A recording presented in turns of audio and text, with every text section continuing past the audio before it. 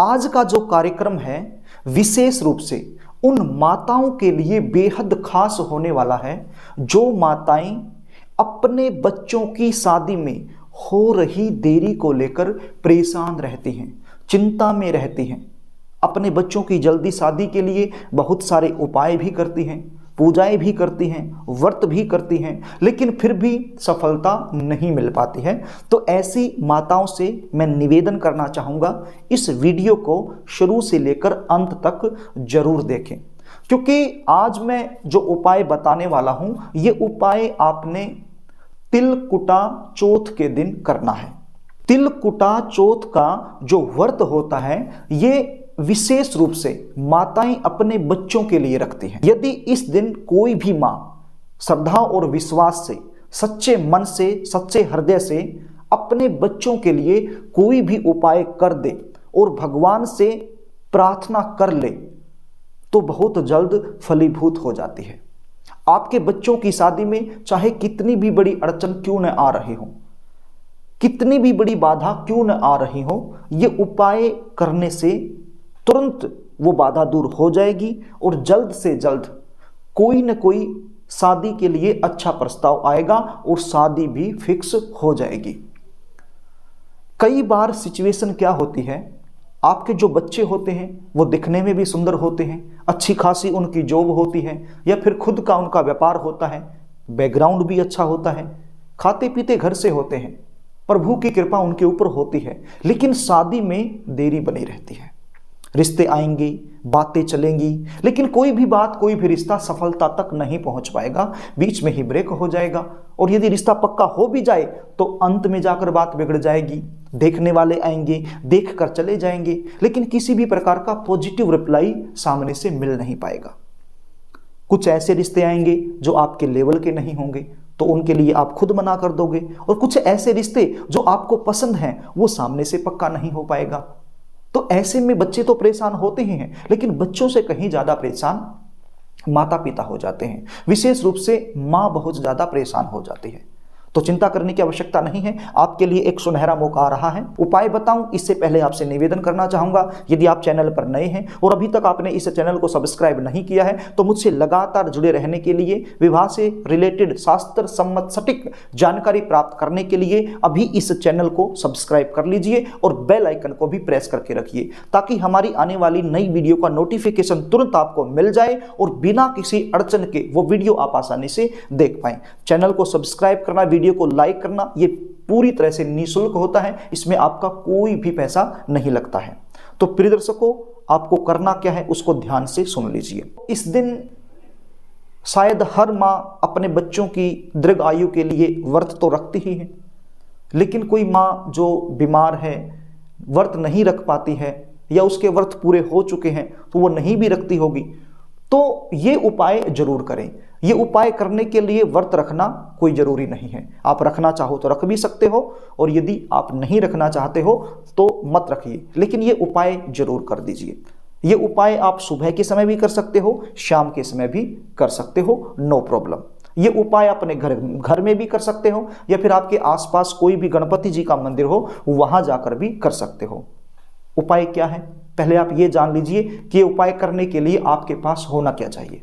ये उपाय करने के लिए आपके पास हरे रंग का एक कपड़ा होना चाहिए, रुमाल के साइज का, या फिर रुमाल से भी आप छोटा ले सकते हो या फिर रुमाल भी आप ले सकते हो। हरे रंग का कपड़ा या फिर हरे रंग का रुमाल आपके पास होना चाहिए।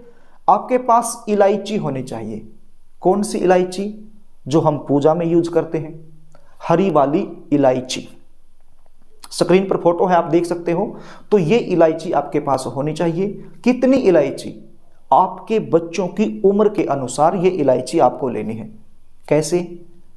मान लीजिए आपका जो बच्चा है वर्तमान समय में 28वें साल में चला हुआ है, तो आपने 28 इलायची लेनी है। यदि 30वें साल में चला हुआ है तो 30 इलायची लेनी है। जिस भी उम्र में वर्तमान समय में चला हुआ है उतनी ही इलायची आपने यहां पर लेनी है। और क्या लेना है? कोई ऐसी मिठाई जो तिल से बनी हुई है। कैसी मिठाई? जो तिल से बनी हुई है। तिल के लड्डू होते हैं, तिल की और भी बहुत सारी मिठाइयाँ होती हैं, पापड़ी वगैरह होती हैं, तो कोई भी आप ले लीजिए।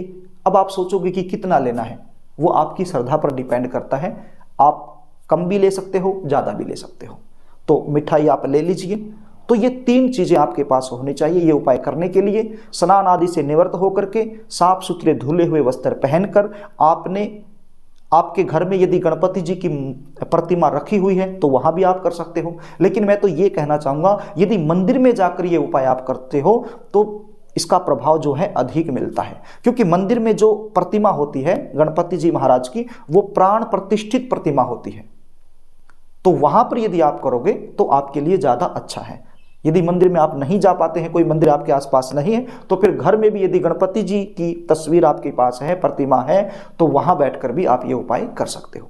करना क्या होगा, गणपति जी महाराज की जो प्रतिमा है उसके सामने ये जो हरे रंग का कपड़ा है ये आपने बिछा देना है।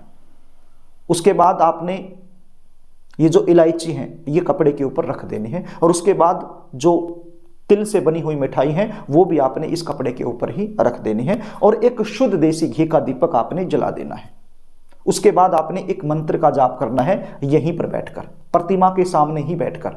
चाहे मंदिर में कर रहे हो तो वहां कर लीजिए, या फिर घर में कर रहे हो तो वहां कर लीजिए। मंत्र क्या है, बिल्कुल सिंपल मंत्र है, हो सकता है कि आपको याद भी हो, आप स्क्रीन पर देख लीजिए। ओम गण गणपते नमः, ओम गण गणपतये नमः। ये आसान सा मंत्र है। इस मंत्र का जाप 108 बार आपने करना है। यदि ये मंत्र आपको मुश्किल लगता है तो दूसरा मंत्र है ओम श्री गणेशाय नमः, ओम श्री गणेशाय नमः। इस मंत्र का जाप भी आप कर सकते हो। दोनों में से किसी भी एक मंत्र का जाप 108 बार कर दीजिए। और यदि इतना समय आपके पास नहीं है कि 108 बार आप जाप करें तो फिर कम से कम 21 बार इस मंत्र का जाप जरूर कीजिए। मंत्र का जाप करने के बाद भाव से अपने बच्चों की जल्दी शादी के लिए प्रार्थना कीजिए। गणपति जी महाराज के चरणों में अपनी प्रार्थना को रखिए। आपकी प्रार्थना में जितना भाव होगा, जितनी श्रद्धा होगी, जितना विश्वास होगा, उतनी ही जल्दी आपकी प्रार्थना गणपति जी महाराज स्वीकार करेंगे और आपके बच्चों की शादी में जो अड़चने आ रही हैं उनको तत्काल दूर कर देंगे। तो प्रिय दर्शकों, यदि ये उपाय आप अपने घर में कर रहे हैं तो ये सब प्रार्थना करने के बाद आपने इसको उठाना है, हरे रंग के कपड़े को। ये जो सामान मैंने बताया हरे रंग के कपड़े में ही आपने रख लेना है और किसी जरूरतमंद को दे देना है खाने के लिए, या फिर कोई आसपास मंदिर है आपके आसपास तो उस मंदिर में भी आप इसको रख के आ सकते हो। और यदि मंदिर में ही जाकर के ये उपाय आप कर रहे हो तो फिर कोई प्रॉब्लम ही नहीं है, आपको उठाना ही नहीं है, वहीं पर छोड़ देना है। जो मंदिर का पुजारी है वो अपने आप उठा लेगा, नो प्रॉब्लम। अब मंदिर जरूरी नहीं है कि गणपति जी का ही मंदिर हो, कोई भी मंदिर हो सकता है, उसमें प्रतिमा गणपति जी की होनी जरूरी है। कोई भी मंदिर हो, गणपति जी की तस्वीर उसमें होना जरूरी है, वहां पर यह उपाय किया जा सकता है। और साथ में आपको बता दूं, आपने दक्षिणा भी रखनी है। ये जो हरे रंग के कपड़े पर आपने रखा है इलायची और तिल का लड्डू जो भी है, तिल की मिठाई, तो साथ में दक्षिणा भी रखनी है। दक्षिणा मतलब धन, पैसा। अब कितना, वो आपकी श्रद्धा है। आप 11 रुपये रख सकते हैं, 51 रुपये रख सकते हैं, 100 रुपये रख सकते हैं, 500 रुपये भी रख सकते हैं, आपकी श्रद्धा है। जितना आप चाहो उतना रख सकते हो, दक्षिणा जरूरी है। तो इस प्रकार से ये उपाय आपने कर देना है। ये उपाय करने से आपके बच्चों की शादी में जो देरी चल रही है वो दूर हो जाएगी। गणपति जी महाराज की जो कृपा है वो आप पर बन पड़ेगी। यदि आप अपने बच्चों की जन्म कुंडली का विश्लेषण मुझसे करवाना चाहते हैं, शादी में लगातार देरी चल रही है, उसका कारण क्या है वो मुझसे आप जानना चाहते हैं, शादी कब होगी, कौन से महीने में होगी, कौन से साल में होगी, जन्म कुंडली के आधार पर जल्दी शादी होने के विशेष उपाय क्या बनते हैं, यदि आप अपने बच्चों की जन्म कुंडली का साइंटिफिक तरीके से विश्लेषण मुझसे करवाना चाहते हैं तो स्क्रीन पर दिए गए व्हाट्सएप नंबर पर आप अपने बच्चों की जन्म डिटेल लिखकर मेरे पास भेज सकते हैं, या फिर अपनी समस्या टाइप करके मेरे पास भेज सकते हैं और अपने बच्चों की जन्म कुंडली का सटीक विश्लेषण मुझसे करवा सकते हैं।